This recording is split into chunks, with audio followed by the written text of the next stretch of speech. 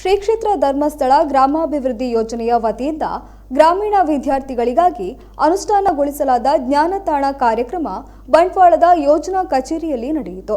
ಕಾರ್ಯಕ್ರಮವನ್ನು ಬಂಟ್ವಾಳ ಶಾಸಕ ರಾಜೇಶ್ ನಾಯ್ಕ ಉಳಿಪಾಡಿಗುತ್ತು ಉದ್ಘಾಟಿಸಿದರು. ಈ ಸಂದರ್ಭ ತಾಲೂಕಿಗೆ ಮೊದಲ ಹಂತದಲ್ಲಿ ಮಂಜೂರಾದ ಟ್ಯಾಬ್ ಹಾಗೂ ಲ್ಯಾಪ್ಟಾಪ್ಗಳನ್ನು ಶಾಸಕರು ಸಾಂಕೇತಿಕವಾಗಿ ವಿತರಿಸಿದರು. ಇನ್ನು ಕಾರ್ಯಕ್ರಮದಲ್ಲಿ ಜಿಲ್ಲಾ ನಿರ್ದೇಶಕ ಯೋಜನಾಧಿಕಾರಿ ಸತೀಶ್, ಜನಜಾಗೃತಿ ವೇದಿಕೆಯ ಸ್ಥಾಪಕ ಅಧ್ಯಕ್ಷ ಎಸಿ ಭಂಡಾರಿ, ರೋಟರಿ ಕ್ಲಬ್ನ ನಿಯೋಜಿತ ರಾಜ್ಯಪಾಲ ಪ್ರಕಾಶ್ ಕಾರಂತ್ ಸೇರಿದಂತೆ ಮತ್ತಿತರರು ಉಪಸ್ಥಿತರಿದ್ದರು.